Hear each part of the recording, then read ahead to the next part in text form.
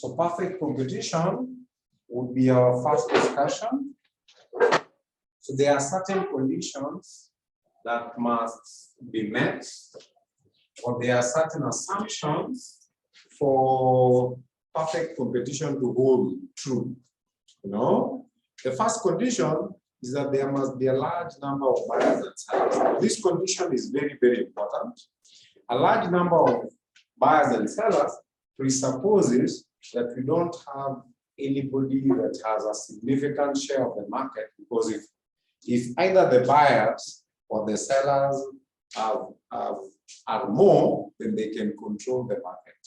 So that assumption is meant to enforce the idea that this market, the price is fixed by the market itself.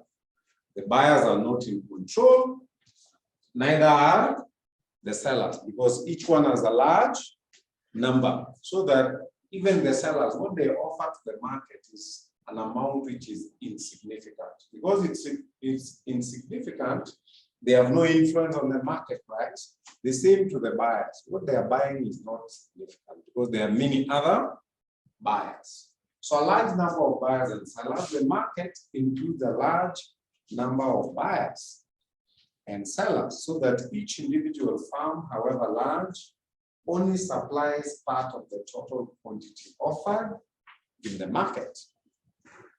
The buyers are also numerous, so that no monopolistic power can affect the working of the market.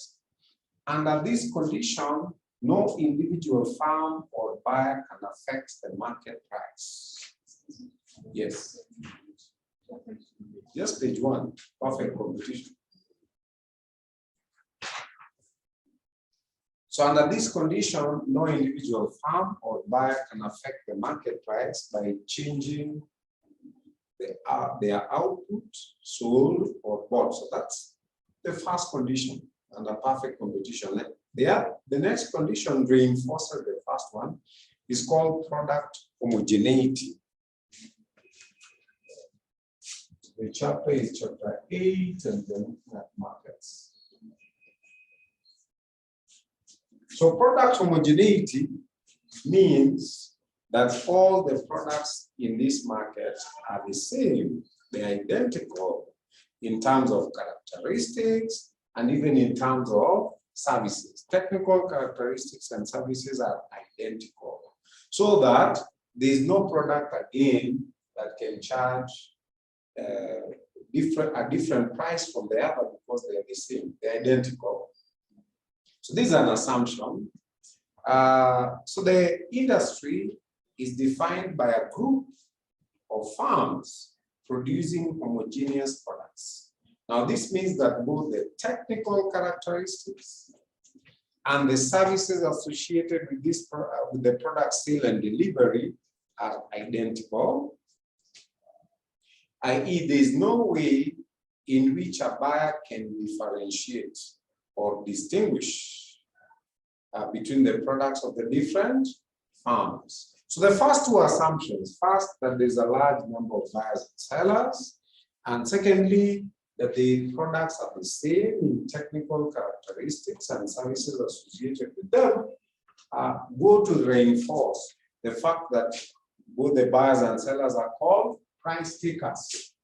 They are price takers. They cannot influence price, but they'll take whatever price the market is going to. Whatever price the market will fix, that's the price that will rule. Now, those two first assumptions or conditions reinforce this aspect, that in this market, the market, is the market that is responsible for fixing the price, and the others, both the buyers and sellers, will just take the price that is offered by the market. So the above two assumptions imply that individual firms in perfect competition are price takers. The demand curve facing an individual firm is infinitely elastic. So that means indicating the firm can sell any amount of the output at the prevailing market price. So the market price will be fixed at a certain point, and firms will be willing to supply any amount. So the demand is infinitely elastic.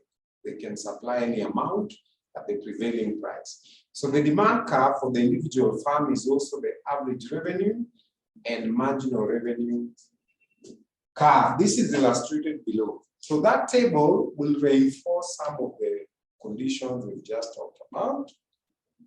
Column 1 of the table is quantity demanded, which is from 1 to 8. Column 2 is price. Now you can see the reinforcement. The price is constant. Now that price will be fixed by the market, and at that price, the farms within the industry can supply any quantity. So the price is fixed at 20. It cannot change. Total revenue, of course, you know, is we get total revenue at each point is price times quantity. So you can see the total revenue will be increasing by 20 every time. So change in total revenue will be the price. Every unit you sell adds its own price to the total revenue, which is 20. Average revenue is constant, 20 growth, and margin revenue is also constant. Hence, if you can plot this, and that will be our next diagram there, you'll find the demand curve of the demand function under perfect competition. Price will be fixed at 20. So this will be the price. So this side will be revenue and cost.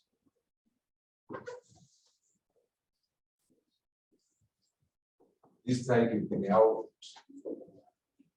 So this price is still the same as the marginal revenue. Actually, it's the same as the demand. It's also the same as marginal revenue. Those columns is the same as also the average revenue. So average revenue is price is here. Average revenue is column 4. Marginal revenue is column 5. So all that. So that's how we plot the demand curve of a farm under perfect competition. The demand will be infinitely elastic. This is what we call infinitely elastic. At that price P, which is 20, farms will be ready to supply any quantity. So whatever quantity at the fixed price of P. So in the next page, you can see the demand curve of a farm under perfect competition. So the above table shows that as the quantity demanded increases, the price remains unchanged. So the price remains fixed. Now this implies that each additional unit sold increases. This implies that for each additional unit sold, for each additional unit sold increases the total revenue by an amount equal to the price. So total revenue will be increasing by 20 every time. So the above information can be plotted in a graph as shown. So that's the graph. Then the third assumption is there's free entry and exit of farms. So this market does not have barriers. So any farm that wishes to enter. Now this particular assumption reinforces the first one. There can only be a large number of buyers and sellers if there is freedom of entry. Because if there are barriers to entry, then you don't have large number of buyers, and so this kind of reinforces the first condition. So there is free entry and exit. There is no barrier to entry or exit from the industry. The entry and exit from the industry may take time. But farms have the freedom of movement in and out of the industry. The market price is determined by the market and cannot be influenced by an individual farm. Again, we explained that is because there's a large number of buyers and sellers. So there's no farm. Every farm only, supplies an insignificant amount of the market. So there's no individual farm that can influence the price. So the market price is determined by the market and cannot be influenced by an individual farm. The industry demand curve, unlike the individual demand curve, will slope downwards. Why? Because the industry as a whole will benefit if they reduce price. If the price goes down, the quantity demanded will increase. So the industry demand curve slopes downward because if the industry as a whole reduces its price, it will sell more output. Should the market price rise or fall, then the new price will apply to every farm in the industry. So the relationship between the individual farm's price and the market or industry price is shown below. So the first structure is that for the industry. So the demand curve must be downward sloping. So where it intersects with the market supply curve, that's when you have price P. Once price P has been, say, arrived at, it will apply to every individual farm. So the next diagram B is one of those farms. So whatever number of farms they have, they'll charge the same price P. Then the next condition for perfect competition is profit maximization. So it's an assumption that every decision made by a farm under this kind of market structure will be geared towards maximizing profit. Whether it's about what quantity to produce or what at what level to produce, it will be based on the need to maximize profit. That's the only goal. The other assumption is the goal of the farm is to maximize profit and there is no other goal being pursued. So the only goal the farms are pursuing is profit maximization. So every decision that will come across under this market structure or any other market for that reason, even under monopoly, the idea would be to maximize profit. 5, there is no government regulation. That's why I told you this is an ideal situation. So we are saying there'll be no government taxes, there'll be no government subsidies. The market will be operating purely on the basis of demand and supply. So that's why it's an idealistic market. So there is no government intervention because government intervention normally distorts prices. So if the government, say, increases VAT or increases excise duty on production of any commodity, what happens to the price? The price goes up. So the government distorts prices. So we are saying in this kind of market structure, there is no such intervention. So there is no government intervention in the market in terms of taxes or even subsidies. Then 6, perfect mobility of factors of production. So by mobility here, we mean labor can move within the industry. Like if company A needs labor, labor can move there. Materials are available. You know, those ones are a company that had established in Kenya in direct competition for EABL. Now, EABL is a brewing local company here. Had already contracted with local farmers, you know, on the ground to supply all their value to them. So it means there was no mobility of factors of production. So Castle struggled, and their main struggle was they could get labor, they could get other things, but there was a key ingredient to be able to prepare beer and compete against EABL. They also had to have access to barley, which is an important ingredient.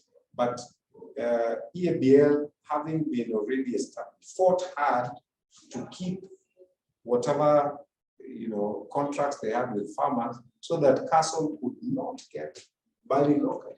And that became the biggest challenge, and Castle had to close. Because how do you compete against a competitor who can access local factors of production, local inputs, and Castle had to import their materials? And you see, anything imported, you have to pay duty, you have to pay VAT on importation. So it became very expensive. They made an appeal to the government. And at the time, the government looked the other side when this company really needed. They had employed people. It was a big company around, I think on your way to think, very big company. It had employed people. It had invested hugely. It was really a shame the business had to close and jobs had to be lost, and the government was the biggest loser. They didn't care that they were losing tax revenue. They told them, they had appealed to the government, why don't you level the playing ground? If we cannot get access to local value, please waive the taxes at least. You know, that's why I was telling you government intervention will distort prices. They told them the only way we can compete against our competitors if the government gave us an incentive, if they waived duty and customs on our imported barley. When the government refused, the huge investment went down. And it's a big shame. I don't hear them talking about it. Nobody talks about it. It was a huge, huge investment. Bigger than Keroche. Big investment, you know? And everybody was silent and watched it go down. So we are talking about perfect mobility of factors of production. So perfect mobility means that all farms within the industry can access materials, like we expected Castle to access raw materials, to access labor. You don't block, I think it's in this class or another class, I was telling you about what's happening in the IT industry. Was it in this class? We're discussing about IT, where international firms like Microsoft are here and Google. They don't train people. So they go after those people who are highly skilled. Our local IT people who have done IT at the university, they come and get attached to smaller firms, you know, and as they become experienced, they offer them higher salary. Your number, how much are they paying? Oh, 100,000. We'll give you 300. Come. And you go there running. You know? So that's not perfect mobility of factors. Already local companies are feeling the heat because they can't afford to pay 300,000.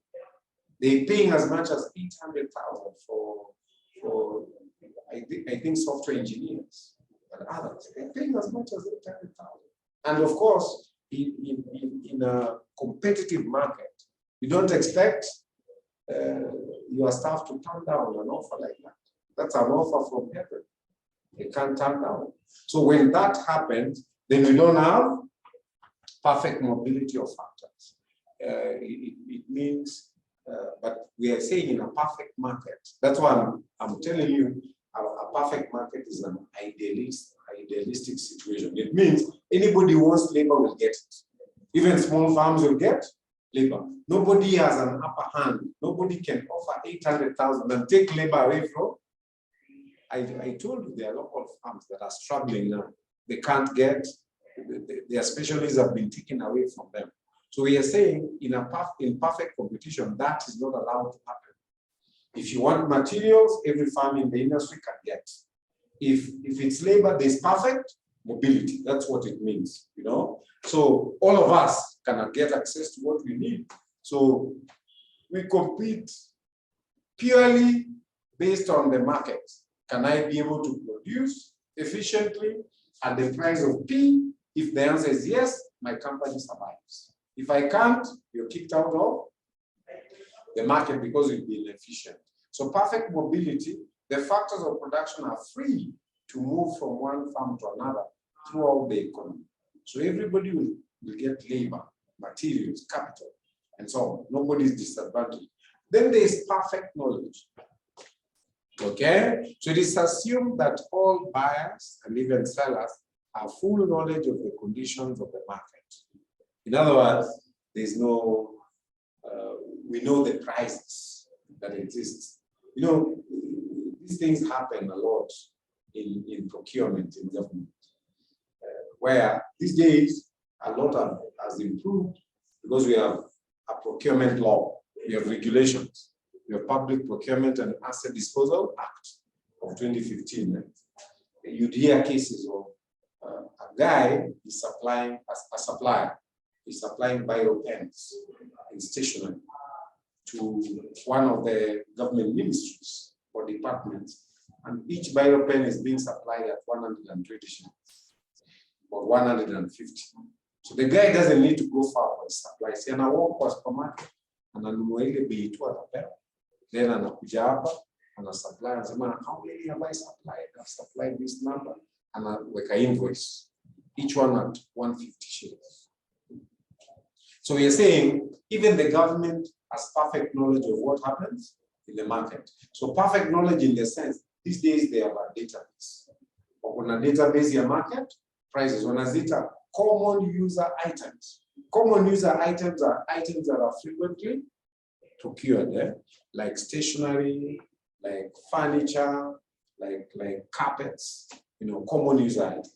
So it is expected, but if you're a public officer and you're procuring, you will procure at market prices which they already have in the database. According to the current procurement law, of course, I know people have ways of going around it, but the law says, should any officer be involved in inflating prices, then he'll be personally liable for any losses by a government procuring entity. If a procuring entity incurs losses as a result of buying services or goods at inflated prices, then whoever got involved in that procurement is personally liable, apart from any other sanctions that may be applied. The same year, we're saying there is perfect knowledge. Hakuna mtu ako ignorant. We know the price of computers. Sio mtu atakuja kwambia, nataka laptop. Kila laptop ni 60K. Na yeye anaenda somewhere ananunua laptop at 18,000. Then anapewa tenda ya supply laptop kama 200 or 250. He makes his money, So there's perfect knowledge. So hakuna mtu wa kugongwa. It is assumed that all buyers and sellers have full knowledge of the conditions of the market. You know about the prices. You know about the quantities. Every person has full knowledge. So those are the conditions. So exam questions could come in the format you ask, what are the assumptions? Can you explain the assumptions of the conditions? Under perfect competition, those are the conditions. Then the optimum level of output of the farm in perfect competition. So when would you say this farm has reached a situation of producing an output which you'd call optimal? Okay, so here optimality, and by the way, this rule will apply not just to perfect competition, it will apply to monopoly, it will apply to monopolistic competition, and the condition is this: marginal costs. Marginal costs, which you call MC, must be equal to marginal revenue. So at the point where marginal cost is equal to marginal revenue, that would be the point of optimal output. So to illustrate that would not be very difficult. So this is demand, is marginal revenue, is available. So unaweza kuulizwa, can you illustrate the optimal point of a farm under perfect competition? I already know that this is my demand. This is my price curve. I'm already one step ahead.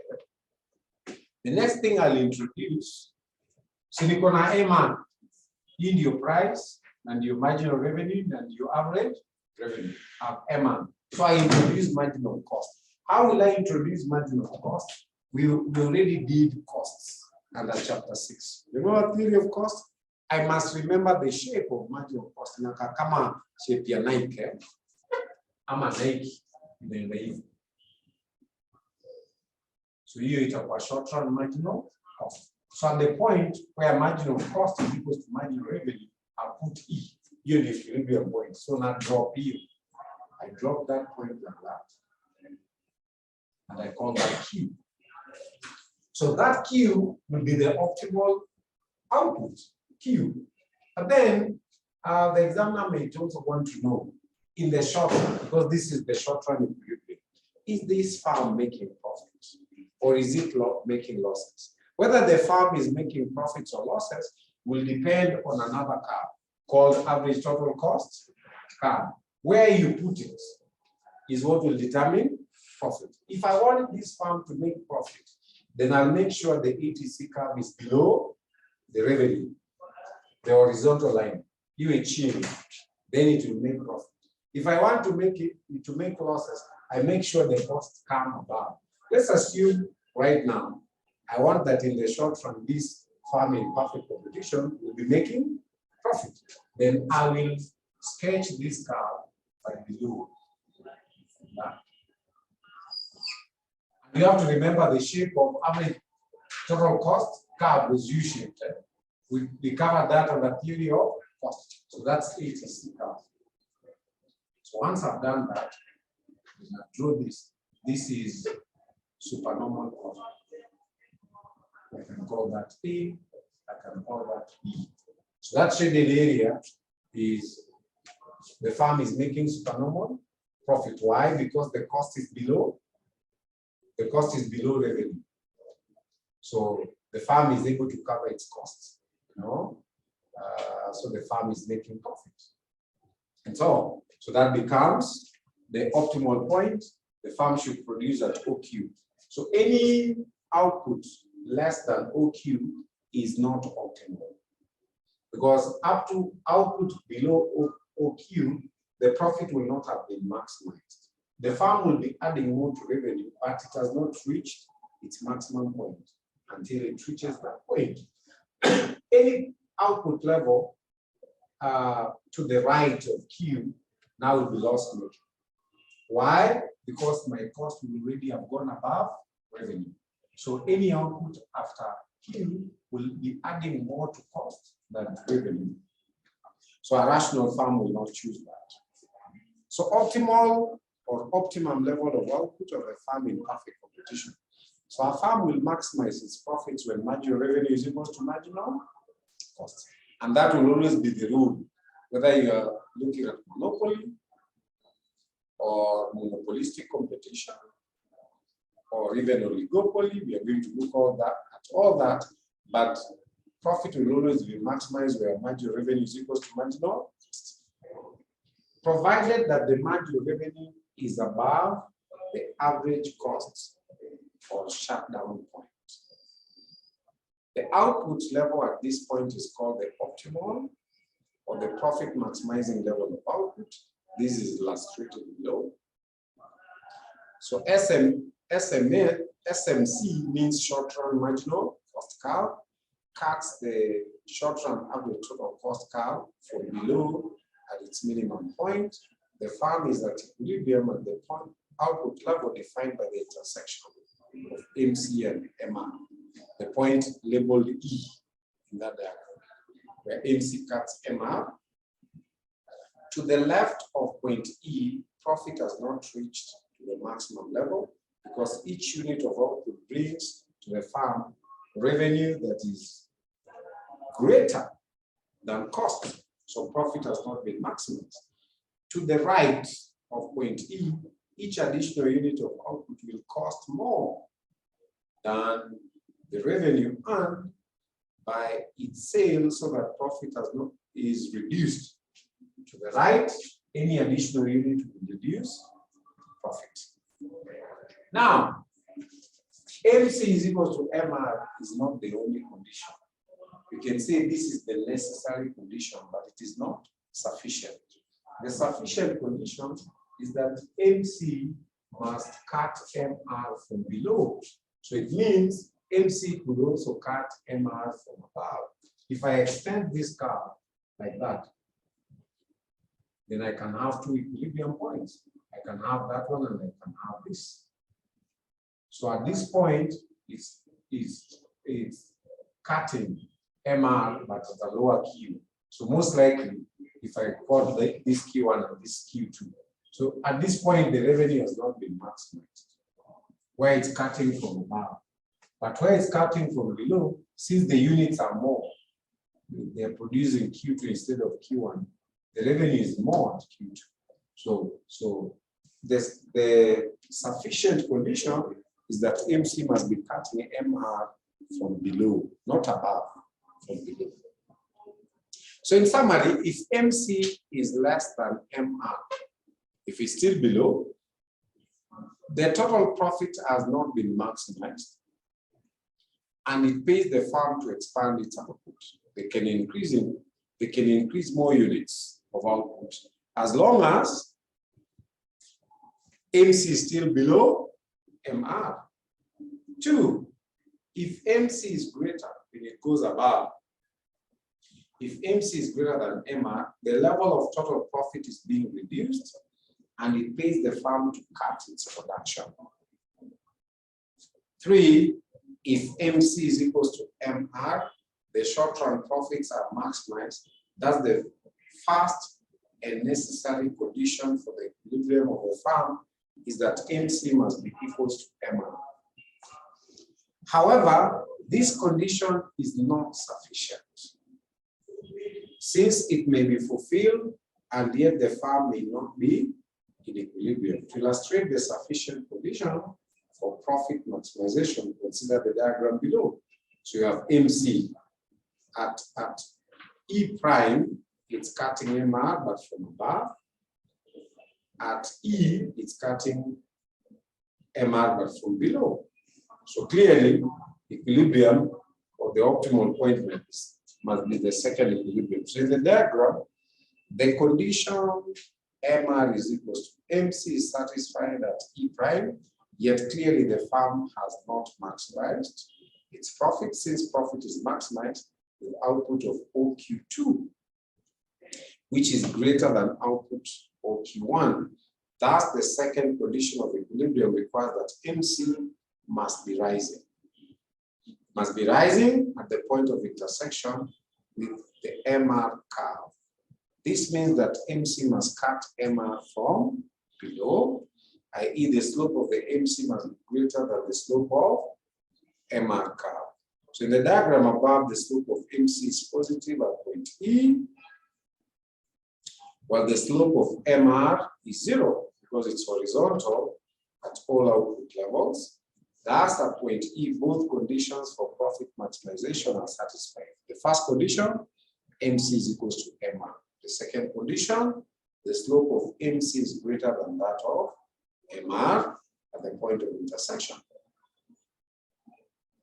Now, in the short run, okay, in our example, the firm under perfect competition is making profit, but it doesn't have to be the case. A firm could even be making losses. So whether profits or losses depend on where you put ATC curve. If the examiner, for example, if he's specific, if he's open and he just tells you, illustrate the level of output of a firm under perfect competition, then it means you can either show maximum profit or loss if you want. But if specifically he wants you to show a loss-making firm, then you simply make sure ATC curve is above the price, you know, and the equilibrium point will still be where MC is equal to MR, but you extend the curve to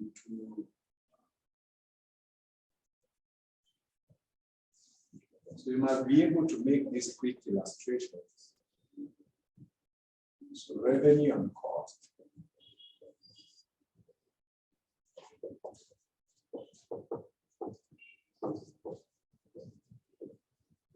Again, you start from this perfectly inelastic demand. So this is also equals to the demand curve, is equals to margin revenue, and is equals to margin average revenue. Then, as usual, you bring in your short-run MC. Then you bring the equilibrium point, right? So if I want loss making, I make sure my average total cost curve is touched at that point. So this is my ATC. So where it starts at the bottom, so this is loss. This is what we call it, because that's cost, and that's B. So anything above price is loss. So in the short run, a firm under perfect competition does not necessarily have to make supernormal profits. It can also make a loss. Whether a firm makes supernormal profits or a loss depends on the level of ETC. At the short run equilibrium point, if ETC is below the price at equilibrium, the firm earns supernormal profits, like our first case here. It's below the margin revenue.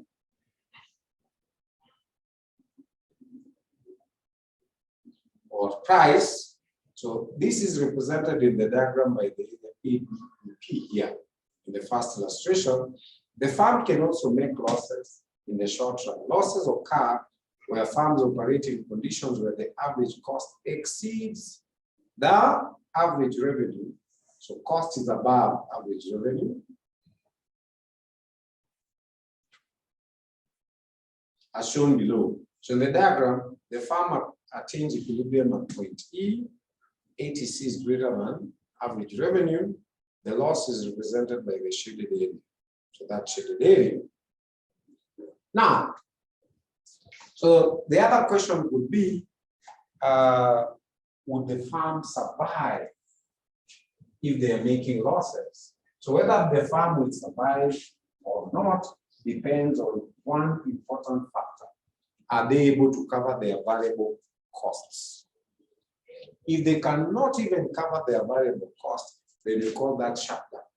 Shutdown point means the firm cannot be able to survive. You cannot continue production when you're making losses if you cannot at least cover the variable costs. So it will depend on the position of price at every point and whether average variable costs are covered or not. If the average cost cannot be covered, then the firm would be better off shutting down.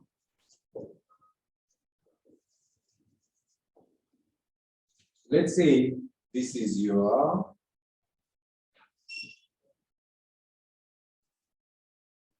that's your average total cost curve. Then you must remember the shape of this curve from your chapter 6, and this is your average variable cost curve. Then you have short run MC curve. Then let's say you start with a higher price. So if this were the price, if that were the price, then what would the quantity the firm produces will depend on the price. Because you said the firm, the optimal output will be where MC is equals to MR. So you look for MC3 and MR3 there. So this line represents demand 3, represents average revenue 3, represents margin revenue 3. It cuts at this point, where MC cuts MR. So this will be the output when the price is P3. The output will be Q3. We'll be able to produce that. So they'll produce where MC is equals to MR. If the price falls further down, maybe to P2, then they cannot produce the same quantity. The quantity will fall. They now produce Q2. If the price falls to that level, if say the price is P, so this point W is what we call shutdown. If the price is PW, for example, the shutdown point, the firm can still produce QW, and that's the last. Any price below that, like P1, there will be no output for P1. Why? Because this is the average variable cost. The minimum price that can cover at least the variable cost is PW, where you have say this is D2, AR2, margin. This is DW, ARW.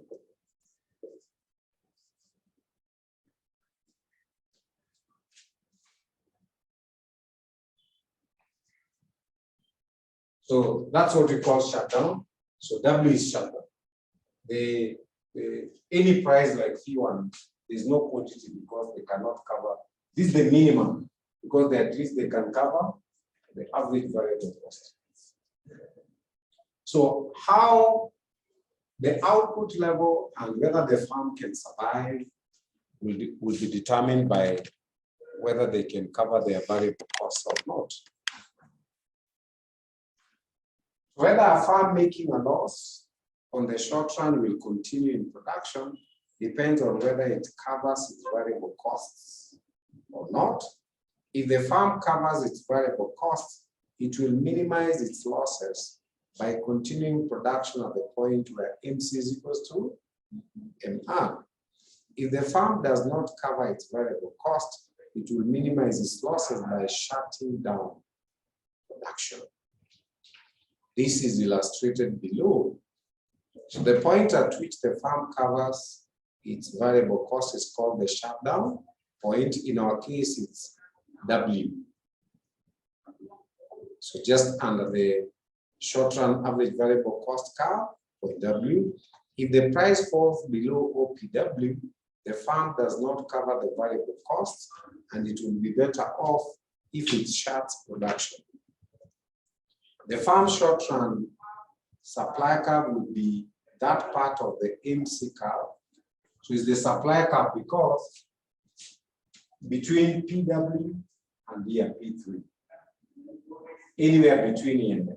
So this is the supply curve because it's the one, it's MC that must meet MR. The point of meeting point is where you get the output. So it's the supply curve for the farm. So the farm short run supply curve would be that part of the MC curve that lies above the short run average variable cost curve.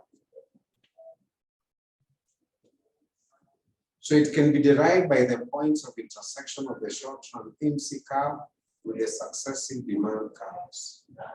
Assuming that the market price increases gradually, it will cause an upward shift of the market supply curve. Given the positive slope of the MC curve, each higher demand curve cuts the MC curve at a point which lies to the right. So every time, so you start from QW, if you go to P2, it goes slightly to the right. P3 goes even more to the right. So each point goes to the right of the previous intersection. This implies that the quantity of the commodity that the farm produces and supplies in the market increases as price increases. Because each time the quantity goes to the right, meaning the farm is able to produce more every time the price increases. If the price goes below OPW, the quantity supplied becomes zero. And as the price rises above OPW, the quantity supplied increases and so on. So if the examiner asks you to illustrate the shutdown point, then he is asking for this that will illustrate the minimum maybe quantity that can be produced by a farm at a given price, PW. Any price below PW, there'll be no quantity because that will be the shutdown.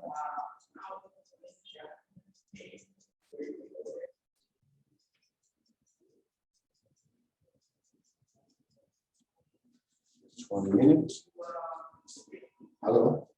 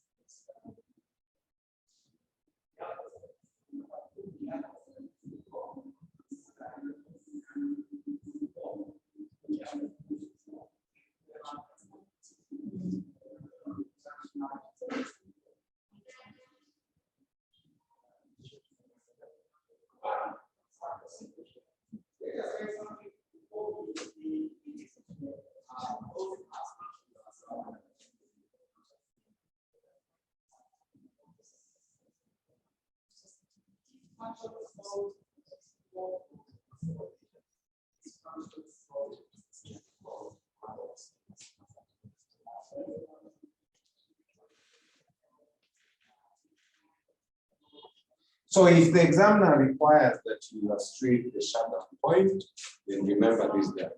Your diagram here, shutdown. So what we've been doing is the short-run equilibrium of a farm under perfect competition. So kuna short-run na pia kuna long-run.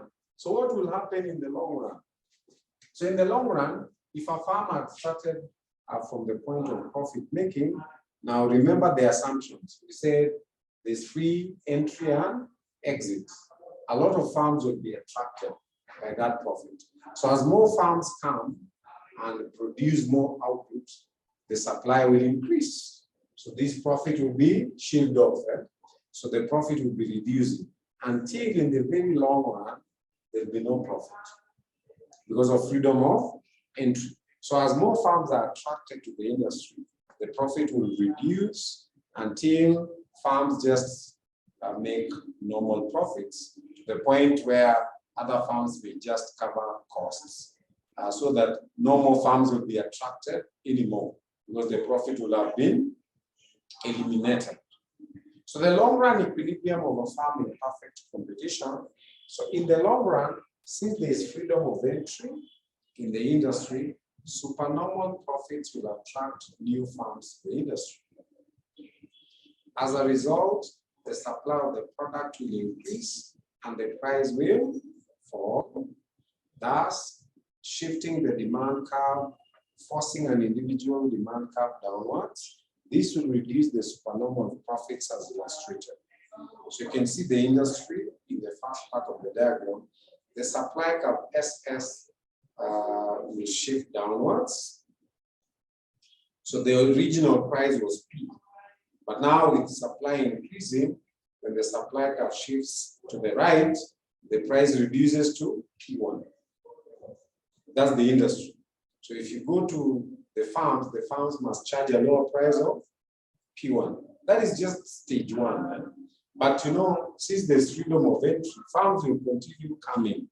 As price is reducing because of increase in supply, as each farm introduces their own products, in the end, the final diagram will be what you have last year. That the price will form a tangent with the costs. It will touch the bottom of ATC curve. That's the final stage. So the farms will either be just making normal profits or just covering their costs. So the price will continue falling until the point where the farm is no longer making excess profits, i.e., it is just covering its production costs. At this point, no more farms will be attracted to the industry since there are no supernormal profits. This will occur when the price is equal to average total cost, ATC curve, and the demand curve is tangent to the ATC curve at the minimum point, and this is shown below. So this is the, thus in the long run, farms will just earn normal profits. In the diagram above, the farm is earning normal profits since the price is just equal to the average costs. The profit maximizing level of output at that point is OQ. Why OQ? That's the point where MC still equals to M. So NP, normal profit, is the minimum level of profit which will persuade an entrepreneur to continue staying in the business. Since production will not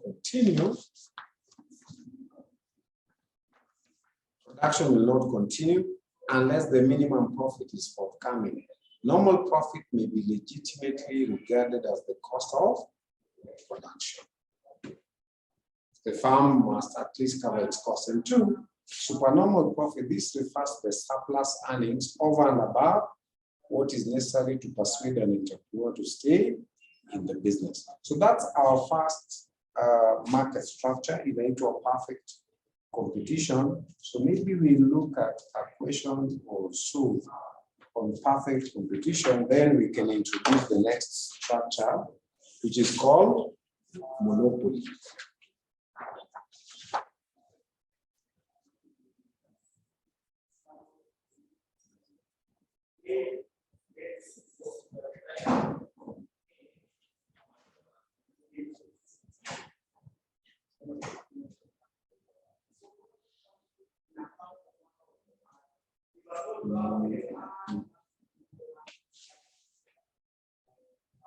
Let's get a question on perfect competition. So last sitting, one.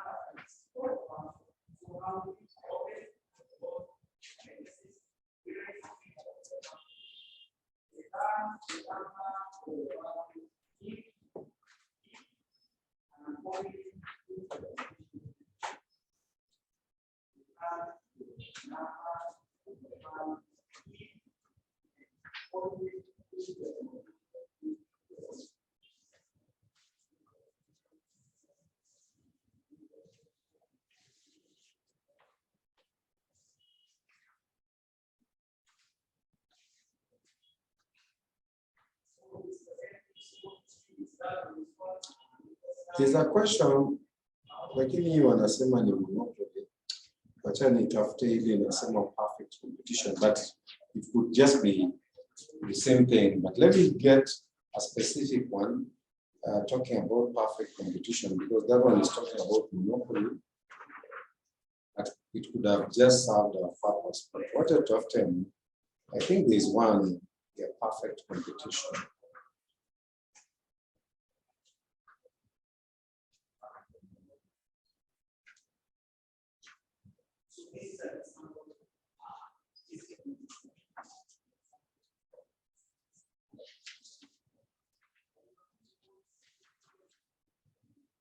Kwa nini sasa maswali yapatikani rahisi?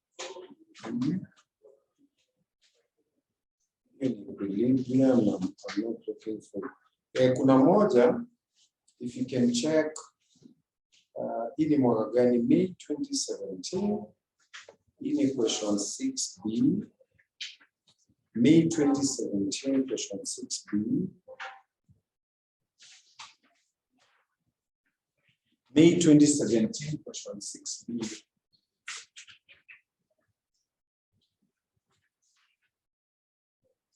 I put the question here for the benefit of everybody. Maybe kuna wale hawana hii past paper. May 2017, question 6B.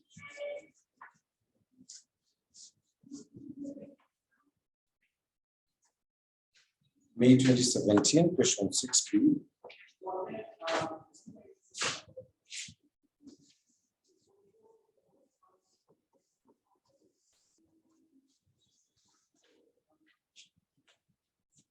It says a farm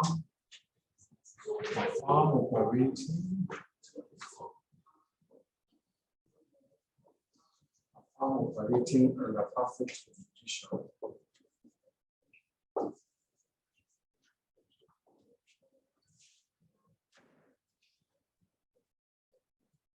I'm operating under perfect competition as the following.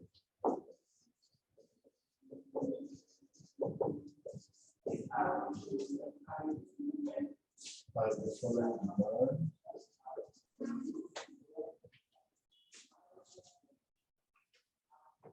the cost functions.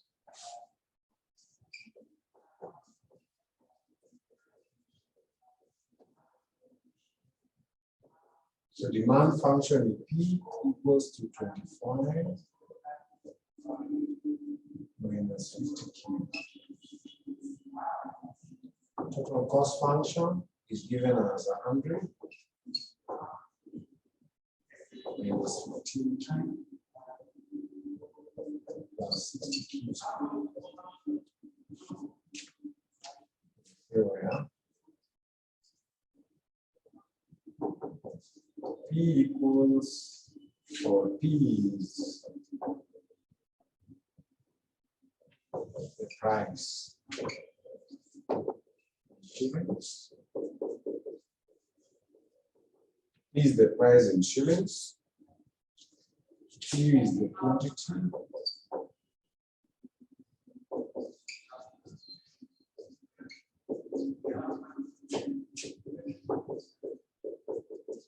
Q is the quantity in units. TC is the total cost.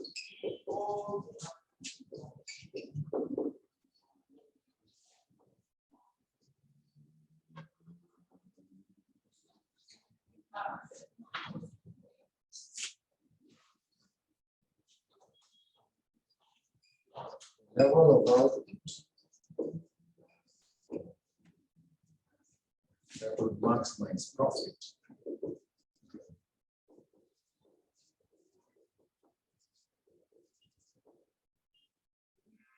Maximize profit.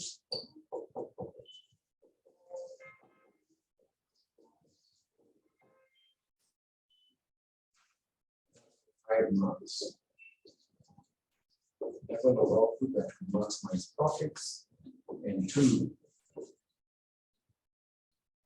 the level of output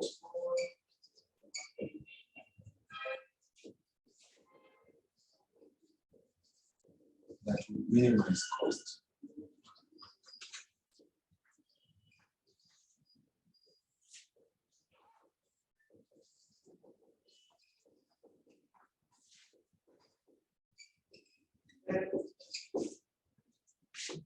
Like that.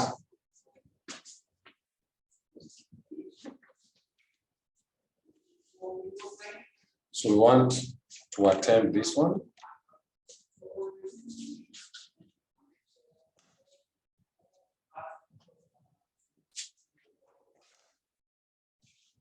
So first, the level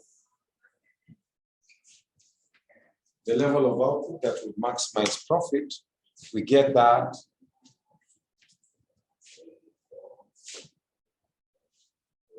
we say profit is maximized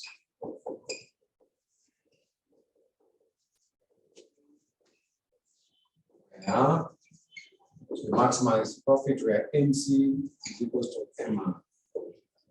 So our job is to look for MC and to look for MR, and when you can equate them in this equation, we can be able to solve for Q. The level of output means the examiner is looking for Q.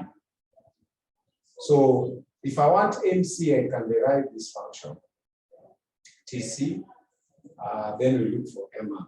So let's first look for MC. So total cost function is 100 minus 15Q plus 60Q squared. So MC is the derivative of this.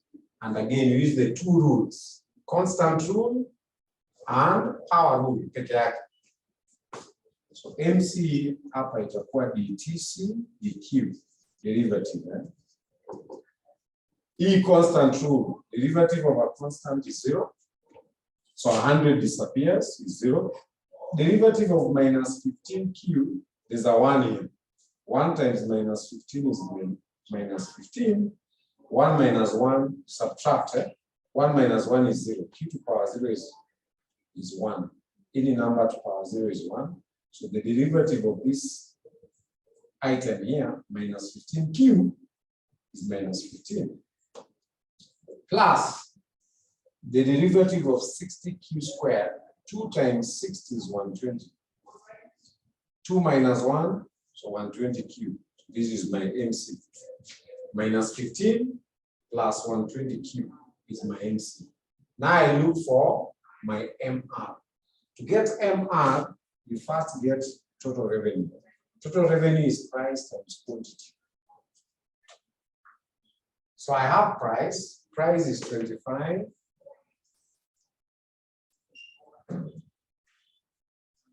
Price is 25 minus 50Q. You multiply that by quantity.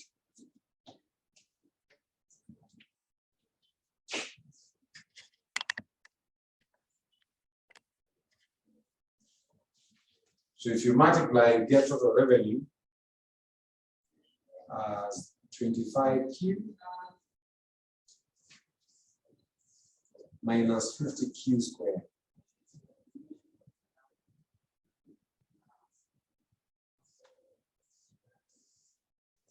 So that's my total revenue function. So from total revenue, you can get marginal revenue. So marginal revenue will be the derivative dTR dQ. Change, D means change in total revenue over change in quantity. So we use the power rule. 25Q, 1 times 25 is 25, 1 minus 1 is 0. So 25Q, the derivative is 25. Minus, this is minus 50. 2 times minus 50 is minus 100. So, minus 100Q. Now we have everything we require. So I will equate the two, then I let you solve and look for Q, which you are looking for, the output level. So we said MC must be equal to MR at equilibrium or at the optimal point. MC is minus 15 plus 120Q. MR is 25 minus 100Q. So your job is to get Q, because Q will be the output. So look for Q. Solve that equation for Q, and that would be the output that maximizes profit.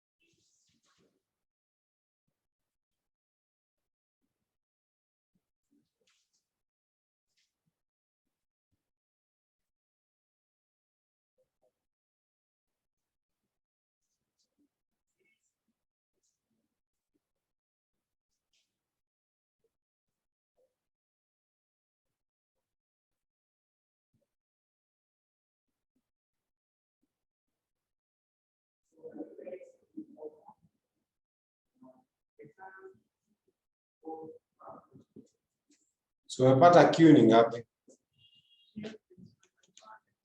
0.18.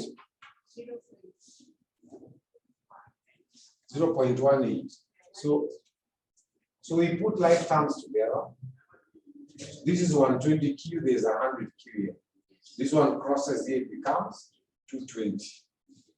This one becomes 220Q.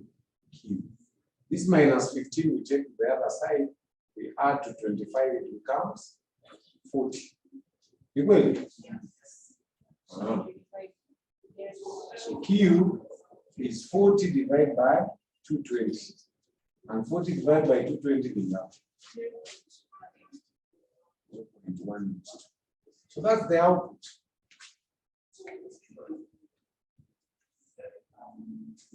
Then Roman 2, the level of output that would minimize costs. So the level of output that would minimize cost is the same output. Because the point of maximum profit is also the point of minimum cost, but you have to prove it to the examiner. You prove it to the examiner by using MC. So ukitumia MC, una derive mara ya pili. If the second derivative gives you a positive answer, then that's the minimum point. If it gives you a negative answer, then that's maximum. But since we want the minimum cost, it must give us a positive answer. Let's see if we get a positive answer. So positive will give us the minimum point. Negative will give us maximum point. So we have a function for MC. Our function for MC here, minus 15 plus 120Q. So minus 15 plus 120Q. So second derivative, tutasema be MC 2 over dq. That's the second derivative. So this is constant rule, it disappears. Ili inabaki 1 times 120 is 120. A positive answer tells you that's the minimum point. Therefore, this is the minimum cost. The output of 0.182, that's the point of minimum cost. Alafu kama ingekuwa ni maximum, ingepata answer negative. Second derivative ya cost ingepatia negative. So a positive answer means that's the point of minimum cost.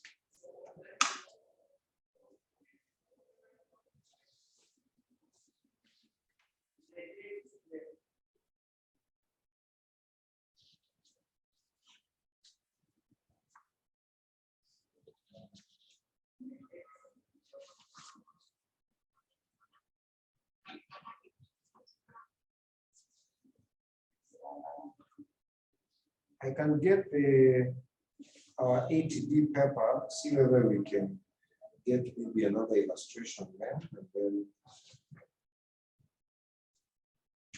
tuendelee na monopoly.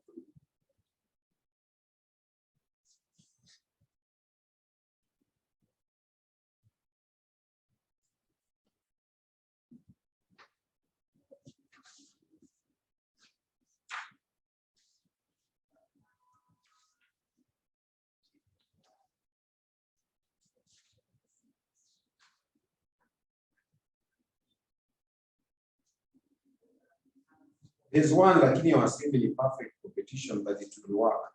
Check 80D November to the August 2021 question 4B. August 2021 question 4B. This is 80D3. This is August 2021.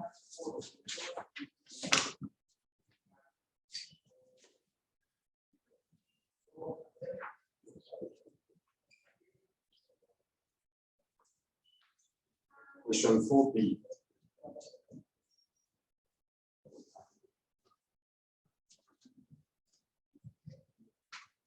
Inasema affirms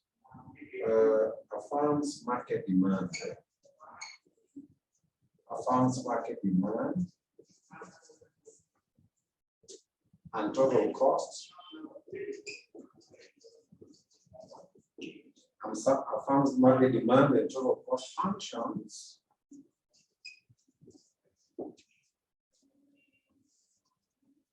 Given us affirms demand and cost functions. So demand function is P is equals to 50 minus 0.5 Q. Total cost is 10 plus 20 Q plus Q squared.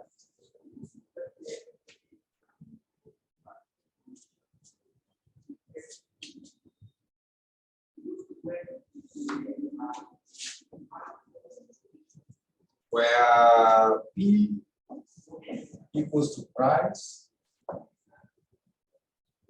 Q equals to quantity, and TC is total cost.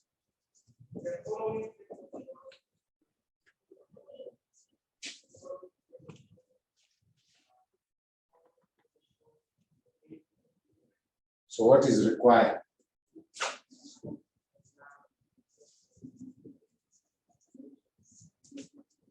So required, one,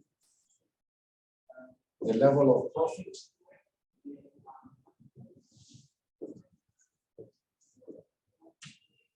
So the level of output, Q, level of output, which maximizes profit.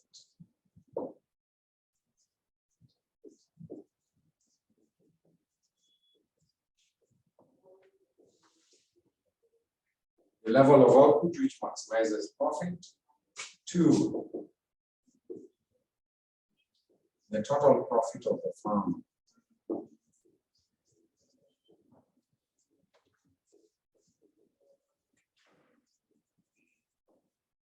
Three,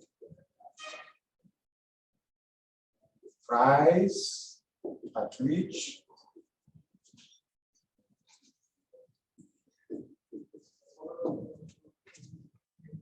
the farm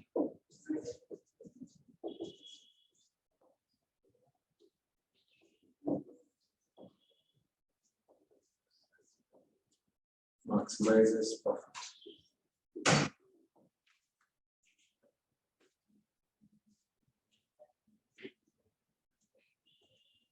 That's our question. So first we get Q where profit is maximized.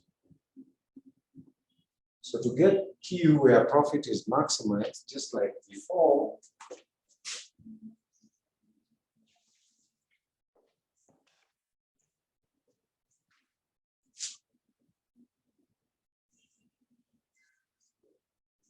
so you maximize profits where profit is maximized.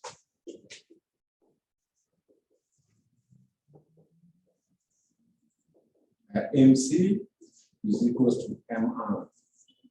So you need to get MC and MR.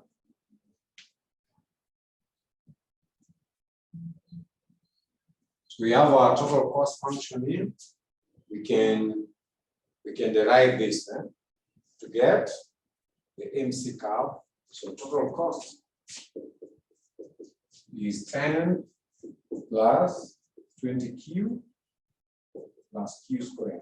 So we get the TC, the Q, constant rule, 10 becomes 0.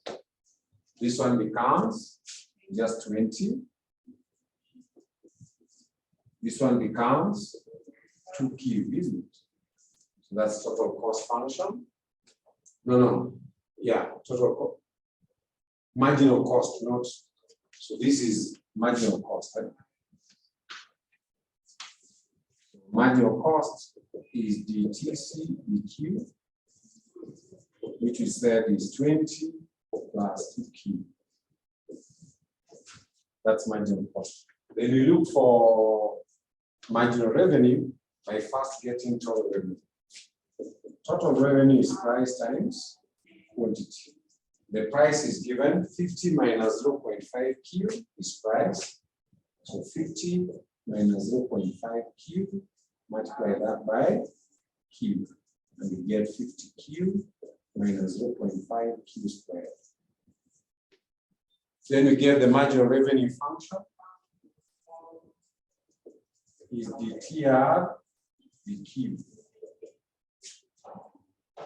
Give us margin revenue function. So this is 50. 50 minus Q, just Q, isn't it? 2 times 0.5 is 1.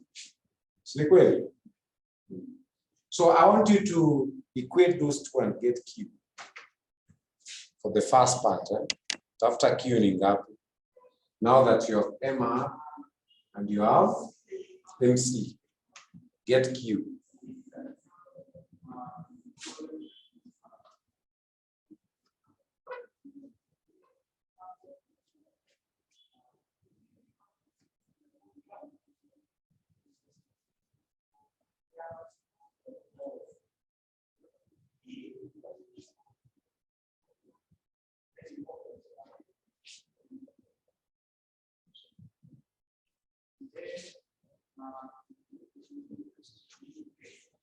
Q is 10. So Q is 10, I'm told.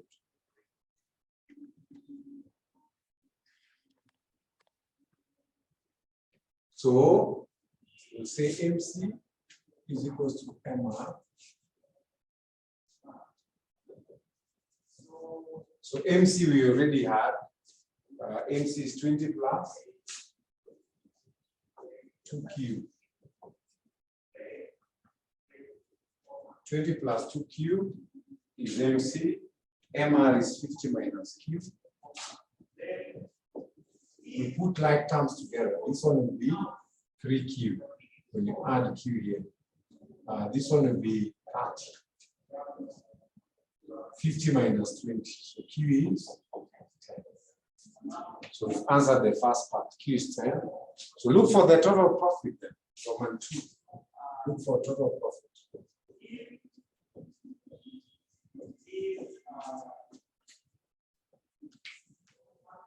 Look for total profit of the farm. Now that you have Q, the level of output that maximizes profit. So what is our total profit?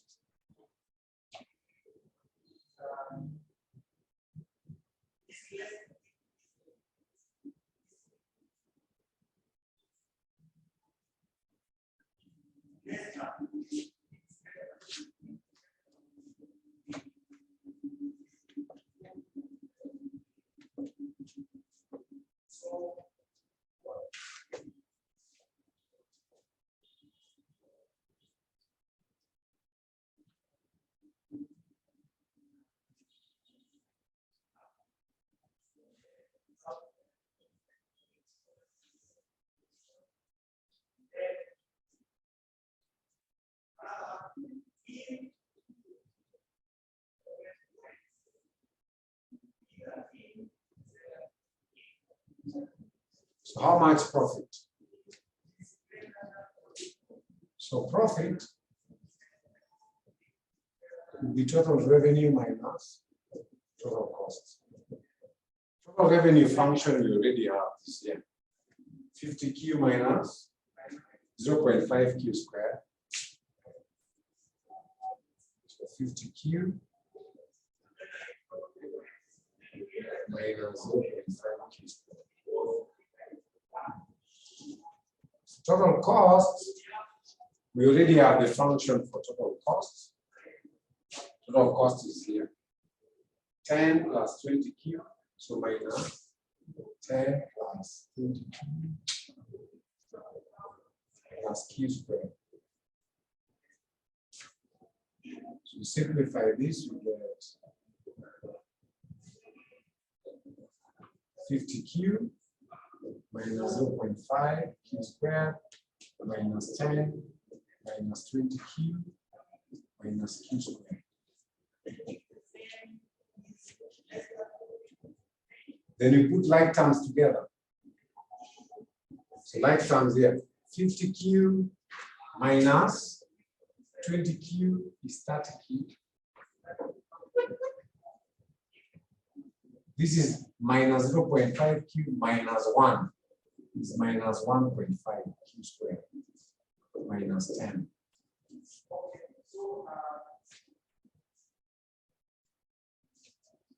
Then I substitute Q. You substitute Q is 10.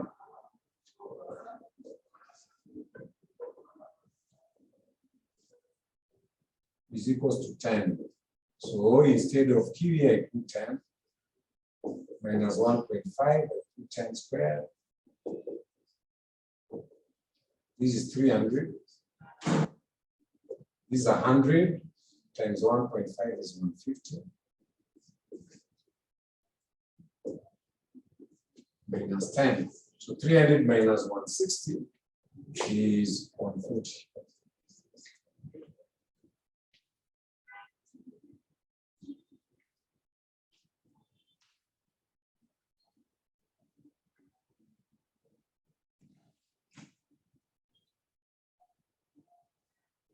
Finally, the price at which the farm maximizes profit you can get by substituting in this demand function.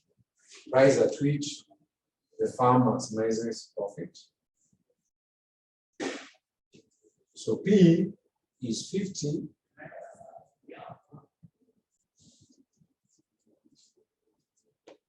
Minus 0.5 Q. I have Q. Q is 10. So 50 minus 0.5 times 10. So the price is 45.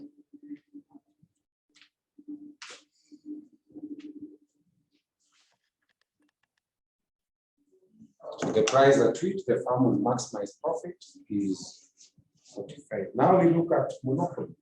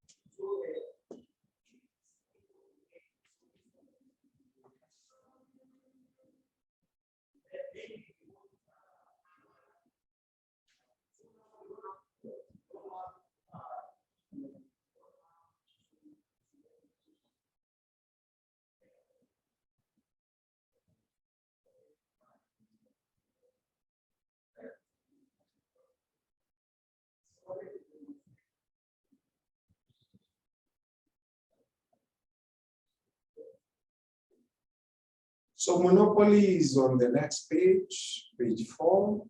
So monopoly is a market in which there is only a single seller. There are no close substitutes of the seller's products. You can see very different kind of conditions from perfect competition. So perfect competition are homogeneous products. This one has no close substitutes to the seller's products. Then there are various barriers to entry into the industry. There are various barriers to entry. So what are sources, some of the sources of monopoly power? So there's a theory question where the examiner can ask you, can you explain 4 sources of monopoly power? Okay? Can you explain any 4 sources of monopoly power? One source of monopoly power is the law, statutory monopoly. Like Kenya Power is a statutory monopoly. It's a monopoly because the law does not allow anybody else to directly distribute power to the consumer. Kenya Pipeline. Kenya Pipeline Corporation is a monopoly because of the law. They are monopoly set up under an act of parliament. So you have statutory monopolies. So these are established by an act of parliament, e.g., parastatals or state corporations, some statutory boards like Coffee Board of Kenya, KTDA, Kenya Tea Development Authority. Those are statutory boards. Kenya, Kenya Planters Cooperative Union now. That's not a statutory board. Statutory board is Coffee Board of Kenya. And Kenya Tourism Board, those are statutory boards established by the law. So they become monopolies. So they offer goods and services to the public, like Kenya Power, Kenya Pipeline Authority, Kenya Ports.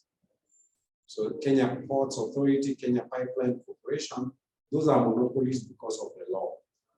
The law will not allow you, if you produce power, if you can generate power, the law can only allow you to sell to Kenya Power. Then Kenya Power is the one to distribute. So there's no other distributor. Then another source of monopoly power are legal instruments, like a patent right. If you patent a product, if you are the inventor of a product, then you have the patent, like AstraZeneca. Those who invented AstraZeneca, they patented it. So you cannot establish a pharmaceutical company here and you start producing AstraZeneca. You'll be sued in the international court. So those are patents, or even trademarks. A company will operate under its trade name. Copyrights for a book or for a play, like you cannot, for example, you cannot record this comedy ya Churchill like that. Huwezi kurecord uende kuuza, hata yeye atakupeleka kotini because he has the copyrights. That's why he decided saizi hatauzia Nation Media. Unaona siku hizi haonyeshi kwa Nation Media. Alihama akaenda ni K20 K47. Ngo ndiye alihamia K47. So he has the copyright, so he can or the patents, he can sell them to whoever he wishes. So siku hizi hauzii watu 20. Watu 20 wana zile za zamani, lakini current ones ni K47 wameagree ndio wanaweza kuonesha. So such rights can give a person or a company some monopoly for some time, because the law will prevent you from, say, doing something similar. So copyrights to a product or even a production process. So you patent a production process, a company's products may be protected from competition from new firms for a certain period of time, number of years. Or you could own some strategic raw materials or exclusive knowledge of production technology like Coca-Cola. So there are many products that have come up after Coca-Cola, but they don't taste the same. Those of you who have tasted Pepsi, it's not the same product. So you can say safely that this company called Coca-Cola has exclusive knowledge. Wao ndio wanajua teknolojia ile wanatumia, na hiyo teknolojia wanaiweka kwa ofisi zao huko Atlanta. I understand it's locked and are safe. So hata hapa Kenya, they don't produce Coke here. What they understand they send to Kenya with the mixture. So kile wanafanya hapa ni bottling. Unachanganya na maji. Because hawataki ujue the formula. Because tungekuwa tunaitengeza Karibani pale. Kama by now ingekuwa Karibani light industries. Coke ingekuwa available at half the price. Si wanatengeza hata Blue Band. But God forbid, usikule Blue Band ya Karibani, you know? You see, this body Mungu anakupatia once to. So huwezi kupata mara ya pili once umeidhuru, you know? So if you own a strategic raw material, strategic raw material kama sasa ni gani, but it used to be uranium. Kwa sababu uranium walikuwa wanatumia kutengeneza nuclear plants, uranium. So kuna wakati hata scientists wali sneak with some of that from Russia, wakapeleka kwao. Walikuwa scientists are born in Israelites. So they wanted their country also to have some. But since the material ipatikani, they had to smuggle it. Sijui hata waliwezaje. Wakafika nayo Israel kwao. Because they wanted their country also to have nuclear power. So some materials are strategic. Na zingine wanatoa hapa Afrika. Wakati wanatoa hawezi kukwambia. Even some of the plant herbal medicine, wamepata hizo some of those vegetation hapa Afrika, lakini hawezi kukwambia. So ukienda huko wana mix, wanakuja wanatuzia. And so on, you know. So if even now, after many years of resources being taken away, Africa is still very rich in a lot of resources. Ni uwezo wa kutap into those resources in the question. Angalia kwa mfano DRC. They have diamonds, they have gold, and I don't know what others, and they are fighting because of that. So the fact that resources are there has brought a lot of conflicting interests. Wazungu wanakuja huko wanawafanya wanapigana. In Nigeria they have oil. That's why fighting cannot stop. Hii country nyingine inaitwaje? Ni Benin ama. This is another country where they have oil, where American farms they wana drill hiyo oil yao na wana underpay. And the reason why they are being underpaid, they are being paid only 60% of the market price. And the reason why they are being underpaid is because the president of that country is pocketing most of what Niana Lipo directly. So the resources are not helping the country. He's a very wealthy man. He has, you know, akona properties in the US. The son drives very big cars. But in his country, people are very poor. Watu wanaishi next to garbage. Hata garbage cannot be collected in the city. But the president is very rich, very wealthy. So those are the sad effects we have in this our motherland. So amewanyima wale watu wake wako malnourished. He has not invested in public services, like watu hawana sufficient schools na hospital. Yet the country has a lot of resources. So we are saying some of these resources that are strategic. Strategic means they are rare, na zipatikani kwa wingi, could give some company a monopoly. Then monopolies are rising from capital requirements. Unaona kama would drill some of these resources in as a bid, you only find foreign companies doing that. Actually, I don't know of any company from Africa that drills oil. At Nigeria, the oil is being drilled by American companies. You know? So they are the ones who get hold of. I think it's only in UAE, Dubai, and the rest of the places where watu wamejinua. I think they have companies that drill oil there, local companies. But in Africa, you have to sign contracts with Exxon, you sign contracts with Tiomin, foreign companies. Of course, they take advantage and they may not even pay you the market price. You might not even have the full information of what they do there. But akwambia, deposits zile ziko are not commercial.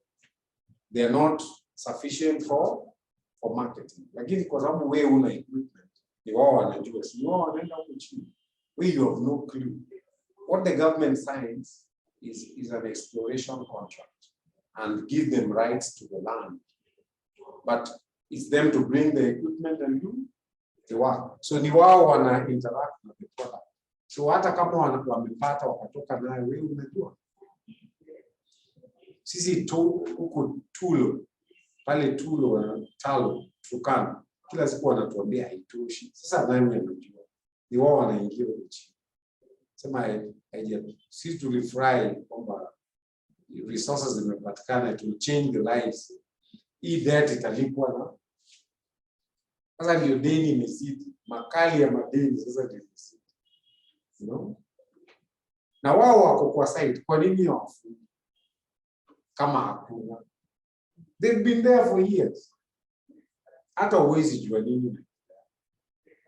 Because sasa wale ambao sasa unasikia there's one all over that they are trucks transporting production to the coast. Sababu wanasema ile oil wanapata pale needs further processing and can only be further processed in the Middle East.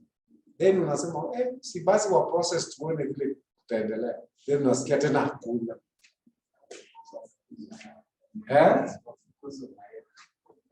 Wale wanaokubalia wawe hapo ndio wanajua siri ya unene.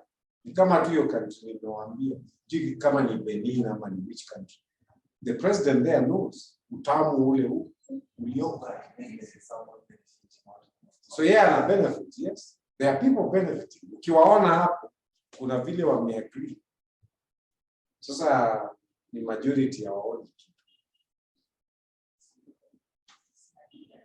So monopolies are rising from the amount of capital. So the capital investment required may be so great that it is very difficult for new farms to set up in competition, like oil refinery. Finally, we have natural monopolies. This is where farms owns the only resource, the only source of raw materials like magadi soda.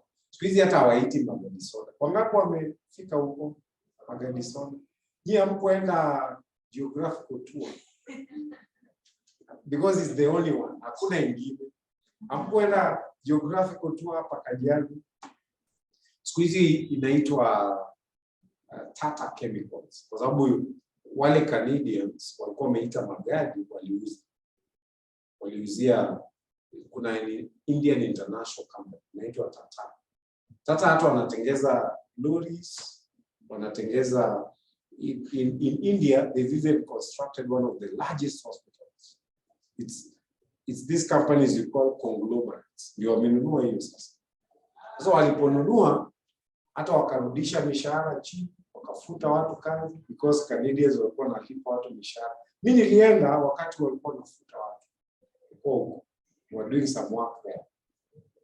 So they don't believe in paying people good terms. So ilibidi wafute watu wa zamani ndio employ watu at new terms. Salary and chini.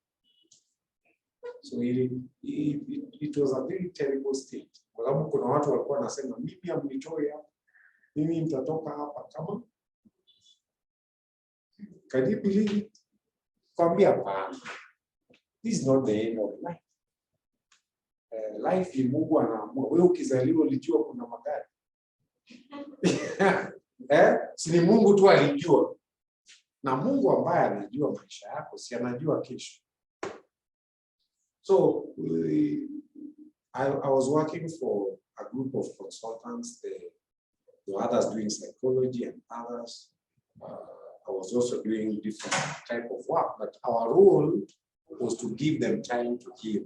Hakuna time lakini naomba ongeeni nao in like 2-3 weeks ili mtu asikata tamaa. And they are good. They are very bright stories that came out of there.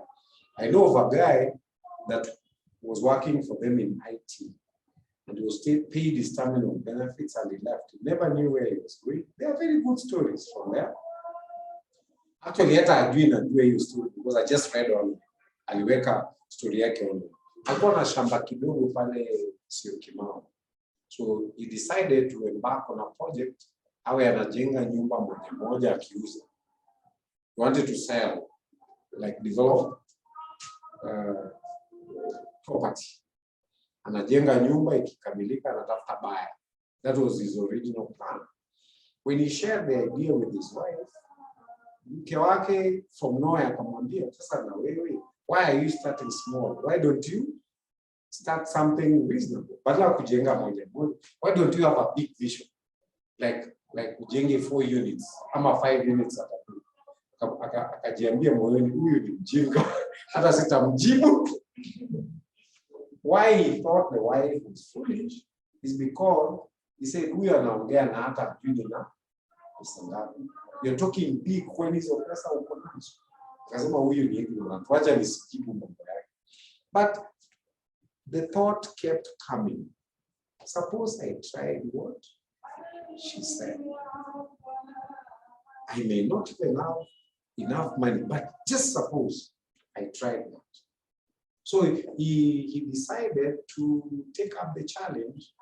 He went to a bank in Syokimau because alikuwa na hiyo shamba Syokimau. I think alienda KCB wakakataa, akaenda Family Bank wakakataa. Nobody was interested in his idea. Then akasema ndio mke asione alikuwa amekataa idea zake. He decided to share again. Kamwambia, whatever you said, I've tried. I've been going around these banks, and nobody is willing. Akafikiri the wife will understand and give up. The wife akamwambia, why don't you start with what you have? Mahali utafikia ndio uende kwa banks. Akamwambia, but that doesn't make sense. If I start with what I have, I know definitely sitamaliza. Then what happens? Then akafikiria after a few days akasema, let me just do what she said. So akaanza na zile pesa alikuwa nazo, akaanza 4 units. Of course, akafikia mahali pesa zikakuwa kwenda bank, they lent him money straight away because they saw what he had. Family Bank walimlend pesa ya kumaliza sasa. Mahali alikuwa amefika akamaliza 4 units. So when he was writing that article, he was already taking his family for holiday because he had just sold the 4 units. So what seemed impossible had just become possible kwa sababu ya kukubali kutii, kujaribu idea ambayo ilikuwa inaonekana ni ya kishenzi na ya kijinga. Na yule anamwambia hivi na about construction. Yeye ni kurusha maneno. Why are you doing small things? Do it like this. So he followed it up. Pesa zile alikuwa nazo ametoka nazo magari akafanya haikubaliza, lakini bank walimkopesha wakati waliona hiyo seed ya imani. They came to the site of, oh no, umefika hapa, very good. So how much do you need to complete? Aha, so let's finish. So they finished. From then, there's no looking back. That's what is now doing. But him too, simwambia background yake ni IT. CEO. So they are good students that came from a situation where they think they've come to the end of the world. So there's no end of the world until God sees you. I'm sure that nyinyi mnajua stories, maybe your own experiences of others, when they thought it's the end. But God proved them wrong. Because there's always a way. Kuna wale hata waliungana, they put together their money. Because part of what we are doing, we train them to make business plans, and to have hope, and to budget for what? Whatever else the company is going to pay them. So there are those that formed a company. And they decided to invest in transport. Wakanunua Nissans, wakaweka kwa barabara. Kuna mmoja aliinvest kwa, I think he bought a few vehicles, akaingia kwa, he registered a company for security, a security firm, ya ku-transport pesa. Kama nini? Inaitwaje hao transport pesa? G4S and so on. Sasa sija follow up kabisa. It's many years now. Sijui kama ali succeed, ni kama alikuwa anajua vile anaweza kupata tenda kama hizo za kusafirisha pesa and so on. When Magadi came to the end,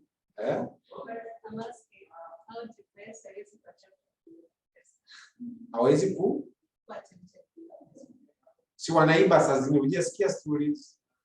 Saa zingine wanaiba, saa zingine wanachukua. Hujasikia story mtu amechukua pesa sijui akajaribu kutoroka akapatikana kwao ushago. Why do you steal money and go with ushago? Because wanajua huko ndio utaenda. So wakamfuata polepole wakampata kwao na hizo tu pesa bado. So hata G4S were tempted, it's tempting. So you can have natural monopolies like ni magadi peke yao wana hiyo mineral inaitwa soda ash. Unfortunately, we don't add value. Tuna clean too, and then we export. Sasa wale kule tuna export, they make products using that, and they sell to us. Sasa products bei itakuwa juu. Sisi hatutengezi chochote. We just send the primary product abroad. Very well. So what's the revenue structure for monopolist? So revenue structure, nilifuta ile ya perfect competition. So revenue structure monopolist now will be downward sloping. Utakuwa na average revenue ambao ndio demand capital. Utakuwa downward sloping na marginal revenue. Sasa structure ya monopolist, marginal revenue cannot be the same as average revenue. Kwa sababu gani? Kwa sababu monopolist, kwa sababu ako peke yake, anaweza kuuza, anaweza discriminate. Zingine anaweza uza 20 bob, zingine anaweza uza 15, zingine anaweza uza 18 and still make profit. So marginal revenue haiwezi kuwa constant kama vile perfect competition. So the revenue structure of a monopolist, since there's a single farm in the industry, the farm's demand curve is also the industry's demand curve because it's the only farm. This curve is downward sloping. The monopolist is faced with two decisions. The first decision is setting the price, and the other decision is setting the output. But the monopolist cannot set both. Najua kisha set price, the market to decide what watanunua how many units, because it will depend on whether they can afford that price or not. And then if you want to sell at a particular quantity, or rather if you release a particular quantity in the market, new quantity to determine the price level. If the quantity is too much, the price is itateremka. Kama quantity kidogo, the price itapanda. So in other words, the monopolies cannot decide both. Waki decide price, the market will decide how many units the market can afford. If they decide on the quantity, the market will decide what price to pay, depending on the quantity. Kama quantity is too much, the market will pay a lower price. But normally monopolies isolate too much. Analeta kiasi kidogo, ndio auze at a high price. So there are those two decisions, price and output. However, given the downward sloping demand curve, the decisions are interdependent. The monopolist has to decide either on the price so that it sells the output that the market will take, or decide on the output so that it sells it at the corresponding price. Since the monopolist faces a downward sloping demand curve, the marginal revenue curve will not be the same as the average revenue curve at all output levels. So there's an illustration there. So the first column is quantity, the second column is average revenue. You can see they are not the same. The third column is total revenue, and the fourth is marginal revenue. You can see they are different because it's downward sloping. It's not horizontal the way it was under perfect competition. So that table has been graphically illustrated, and you can see how they look like. Marginal revenue curve will come below the average revenue. So average revenue itakuwa juu, marginal revenue itakuwa chini yake. So the table above shows that the average revenue and marginal revenue curve start off as equal, but thereafter, as the firm sells at higher levels of output, marginal revenue falls because they are selling at lower prices. So marginal revenue will go below average revenue, further below the average revenue. Now, both the average and marginal revenue decreases as more output is sold. This is illustrated below. So from the diagram above, the monopolist average revenue and marginal revenue curves are plotted graphically. This shows the result that whenever a firm's average revenue is downward sloping, the marginal revenue curve is below average revenue curve. So the other thing the examiner now would want you to illustrate is what is the optimal, what is the equilibrium or the optimal output of the farm in the short run. So what is the equilibrium point of the farm? It will be where MC is equal to MR. So the examiner might want you to illustrate this. So you must know how to quickly put up a diagram for the equilibrium point of a farm and a monopoly. So equilibrium of a farm and a monopoly. Equilibrium of a farm and a monopoly.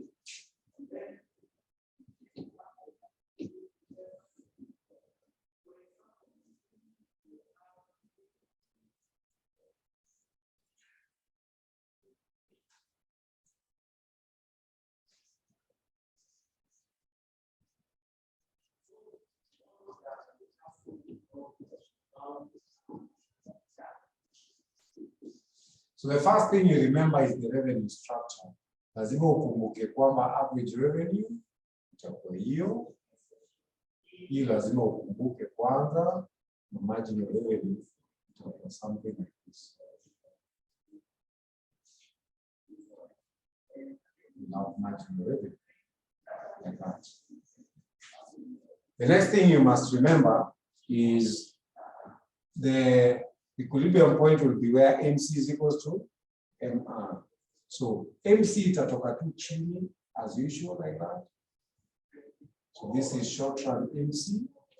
So where it cuts MR into alignment. This will be the equilibrium point. Yeah. So that will be the output. That's the equilibrium. Where MC is equal to MR. Kuja hapa unaileta horizontal like that. Hii ndio demand curve. Average revenue ndio demand. So mahali itaguza demand curve, hiyo ndio price monopolists watacharge. That's the price they are going to charge, and the output or the quantity they should bring in the market is Q. But now, whether the farm makes profit or not, again, will depend on where you place the average total cost curve. So if you want this farm to make profit, then you must make sure this curve is below the price like this. So you make sure this farm, it is below, so the change in cost, C, the average total cost curve, the farm itakuwa ina make supernormal profits. I can even call that. So you can say this monopolist is making supernormal profits in the short run, na hiyo ndio inakuwa equilibrium. Like that. So the monopolist will be at equilibrium where MC is equal to MR. So mahali MC itakati MR ndio point E. This is the equilibrium point.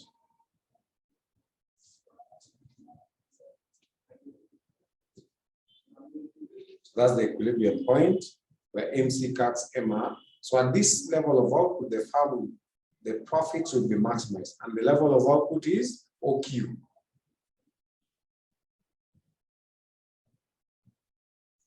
So napeleka OQ until point A, where it touches the demand curve. The demand curve is the average revenue curve.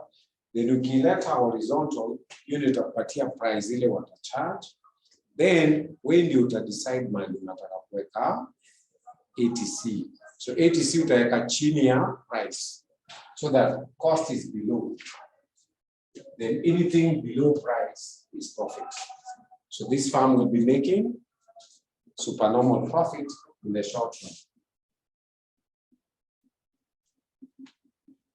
So in the diagram above, the monopolist maximizes profit at the level OQ, where the necessary and sufficient conditions for profit maximization are satisfied.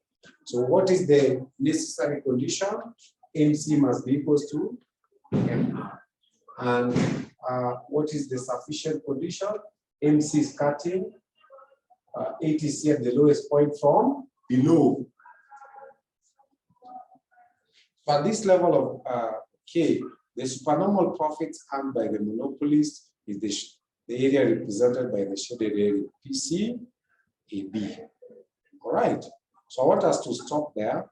So in the next class, we will also look at the loss indication. Yeah. Tomorrow we can look at loss minimization of a monopolist, and then to malize your market structure. Then we can also look at some questions on monopoly.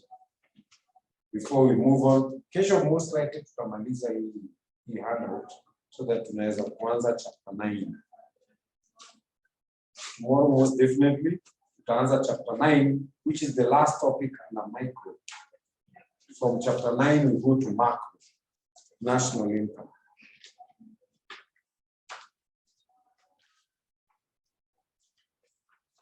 Wacha tu stop hapo, alafu tuendelee kesho.